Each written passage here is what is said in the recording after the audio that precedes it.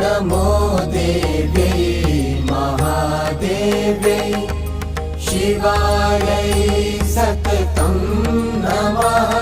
नमः प्रकृत्यै भद्रायै नियताः प्रणताः स्मृताः।